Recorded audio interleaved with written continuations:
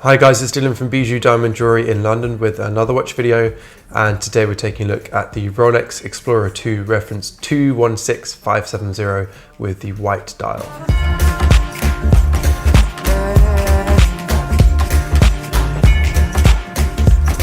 As with all my reviews, let's go back in time now and take a look at the history of this watch. We're going to go back to the 1950s, specifically 1952, which is when Sir Edward Hillary and Tenzing Norgay decided to climb Mount Everest. And the mission was sponsored by Rolex, and Rolex also gave Sir Hillary a Oyster Perpetual to wear for the mission. And the intention for Rolex was to then create a line aimed at explorers, so kind of an explorer line. And they used this as kind of publicity, the mission as publicity to generate interest in that line. So they first released the 6098 and the 6150, and these are also known as the bubble back references. They weren't known as explorers by this point though, they were still Oyster Perpetuals.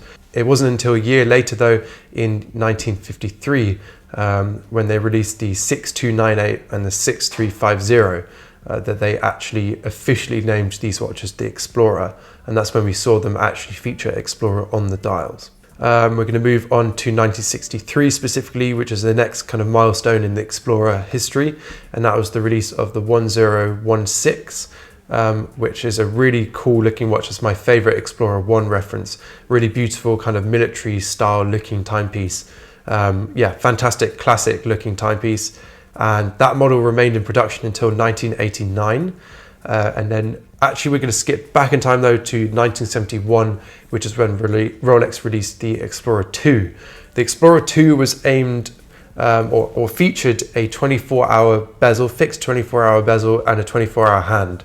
And the reason Rolex did that was because explorers found themselves often in places like caves or Antarctica or different places in the world where there was limited amounts of daylight, and sometimes in certain cases like the caves, no daylight.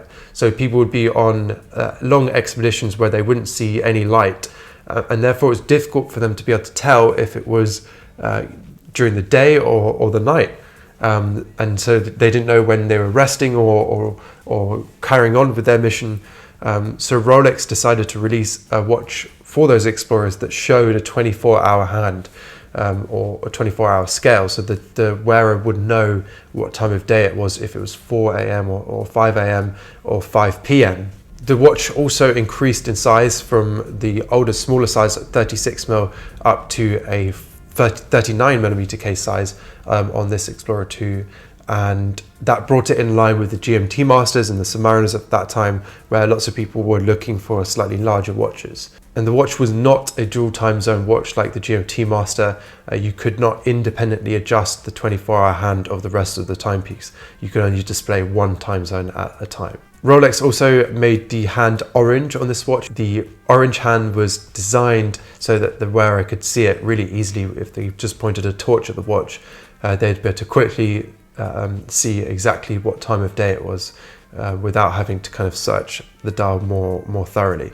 The watch was also nicknamed by the general public and collectors as the Steve McQueen, even though, well, because people thought Steve McQueen owned one. Steve McQueen actually never did own an Explorer. It was actually just his Submariner that people often mistook for a Explorer II. Moving on to 1985 now, which is when Rolex released the 16550. And that featured a new movement that allowed the wearer to independently adjust the 24-hour hand of the rest of the watch, which then made this watch a dual time zone capable watch. So it could actually be used as a GMT. In 1989, we saw Rolex release the 16570, which is the most similar to the watch we're looking at today. And that is my favorite reference of this Explorer II. Then moving on a few years to 2011, which marked the 40th anniversary of the Explorer II, and to celebrate, Rolex released the 216570 reference of the Explorer II, which now featured a 42mm case size from the older 40mm case size, which was met with some dislike at first, but now lots of people are used to it, and it's a great watch. but deep down a lot of explorers, collectors of Explorers do prefer the older 40mm references. And then moving on 10 years later to 2021, so last year we saw Rolex release the 226570, and that was to celebrate the 50th anniversary of the Explorer II, and that featured some minor updates and a movement change as well for the Explorer II.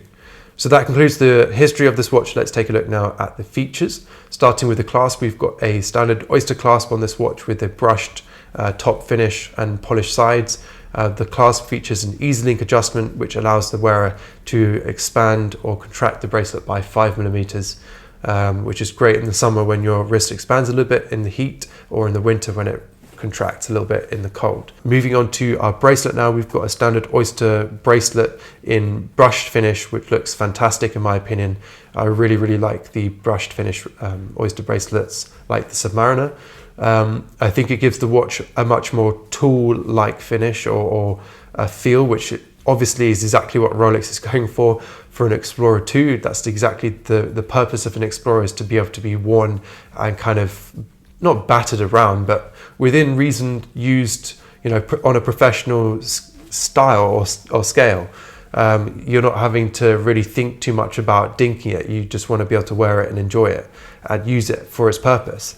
So yeah, I really like the brush bracelet on this watch. And that fits in perfectly with our case, which is also in almost all brushed finish, apart from the sides, which are in polished finish. The case on this watch is really beautiful looking. It is really elegant. We've got those long, thin, slender lugs that are reminiscent of like a Daytona or a Datejust or a Day-Date, something more elegant in the collection, less sporty. But we have those sharper edges that are reminiscent of something like a Submariner or a GMT Master that's a bit more, you know, sporty and kind of bulky and bold.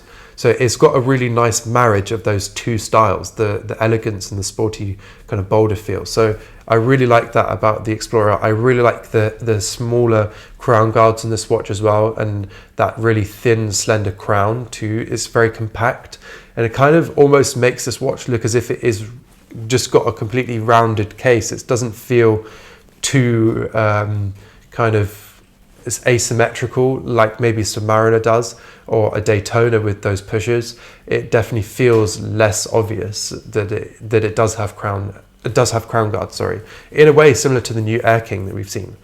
The bezel on this watch is also a lovely brushed steel finish, which is just fantastic, and the brushed finish goes inwards towards the center, which looks great. It's obviously difficult to do, but looks fantastic. I like the kind of applied numbers as well on this bezel. The black really, or the black numbers kind of marry themselves really nicely to the black hands and the black indexes on this dial. Obviously the date window too, just everything marries really beautifully together. Moving on to our dial now, we've got the white dial, which is arguably the most desirable dial for this watch. It is such a beautiful dial. I love how crisp and clean and legible it is. You kind of, when you look at this dial and you think about exploring, you kind of feel like this is what you'd wear to the Antarctic and you know, trekking through the snow or something. It just has such a, I mean, obviously it's nicknamed the Polar, so it is a really beautiful looking crisp dial, and I absolutely love, my favorite feature about this watch really is those black hands and those black indexes. The way they're outlined is just really cool looking, and I love how it almost looks as if the designers at Rolex have drawn them on with a pen. It's just really beautiful, kind of, yeah, almost handmade in a way. The orange hand on this watch I really love as well. I love how they've tied in that orange hand to the orange Explorer II writing just underneath the Rolex logo. Everything just looks very crisp, very clean. I love how the orange pops from that dial, much more so on this white dial than it does on the black dial.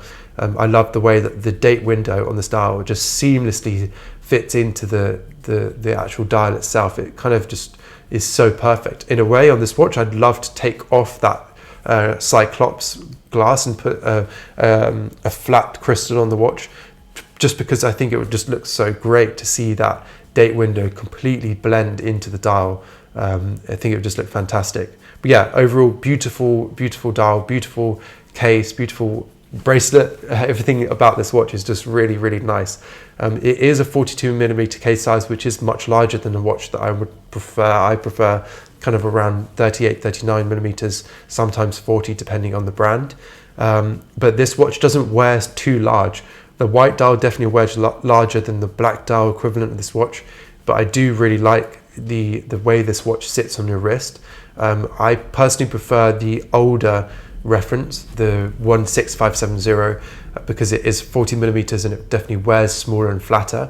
But in a way, I prefer the more bulky, bolder feel that this has, more modern in a way. The older reference almost feels slightly pancake-ish, like flat on your wrist, which I don't love compared to this. So yeah, there's features of this that I love and features of the older reference that I prefer. But if I was to own this one or the older reference, I'd probably choose the older 16570 reference, and I would definitely own it in the beautiful white dial. Thanks guys for watching. Let us know in the comments what you think of this Rolex Explorer II. Do you prefer the older reference or this new reference, or maybe you prefer the new 226570 reference that we saw last year? Let us know what other watches you'd like us to review, whether it's from Rolex or any other brand. And as always, if you're interested in this piece or any other watch in the Rolex collection, then don't hesitate to contact us. Our details are in the description, and also at the end of the video, it'd be a pleasure to call this watch into stock for you.